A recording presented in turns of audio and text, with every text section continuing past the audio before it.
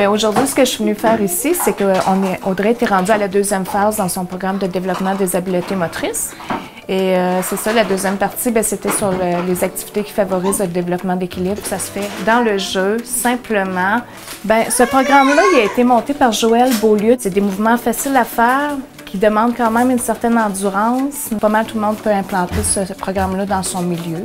Les défis, ça a été vraiment parce que c'était plein de mouvements à prendre. Ils ont leur routine et tout ça, puis la durée d'attention des enfants est quand même limitée. Aujourd'hui, on faisait la partie, c'est des activités qui travaillent plus l'équilibre. Puis dans une couple de mois, plus à la fin au printemps, là, ça va être vraiment des activités qui favorisent la coordination motrice. Ça prend quand même 3 heures d'activité de moyenne à forte intensité par jour pour que les enfants aient un bon développement. Fait que là, on s'est rendu compte qu'on avait des lacunes à travailler. Toutes les RSG du grand secteur de Gaspé vont avoir eu le programme. Le défi, ça va être vraiment la continuité. On sait qu'un enfant qui a une meilleure condition physique, ça favorise les apprentissages scolaires, ça réduit les risques de décrochage scolaire à long terme. Fait que je vois que les enfants le pratiquent à travers leurs jeux libres, les mouvements que je les ai montrés. Ça nous permet à nous, les éducatrices, d'avoir des pistes, des idées de mouvements justement à faire avec les enfants. Donc ça nous permet d'amener les enfants par le jeu à bouger puis à se développer là, au niveau de la motricité globale.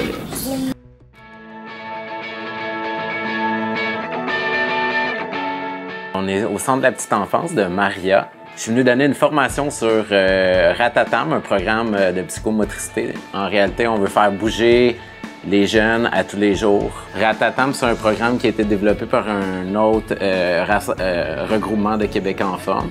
Puis, dans le fond, ils l'ont déployé partout au Québec. C'est notre dernier CPE, dans le fond, de toute la vie des chaleurs qu'on vient compléter le tout dans les formations. Mais ça s'est donné aussi au niveau municipal.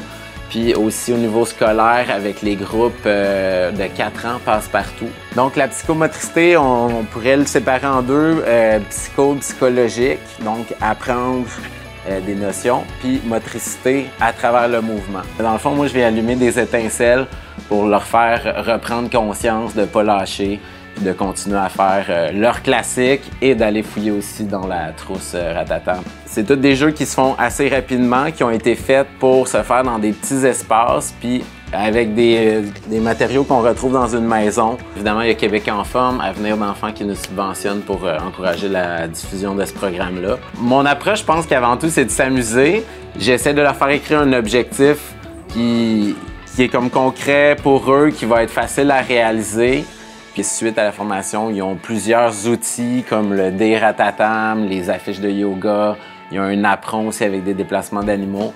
Les avantages qu'on connaît, une meilleure concentration après avoir bougé, l'estime de soi, le sentiment, on produit de l'endorphine, fait qu'on se sent mieux aussi. Plus les gens vont être en santé, ils vont être actifs, mieux ils vont performer dans leur travail, dans leur vie personnelle, et puis moins ça va coûter cher, même en frais de santé. Fait que si on peut intégrer ça de façon plaisante, que ce soit au CPE, à l'école, à la maison, c'est justement ça va amener ça, là, que l'enfant bouge plus. C'est ça, on est venu apprendre comment intégrer ces activités-là dans la routine du quotidien, comment bouger au quotidien simplement.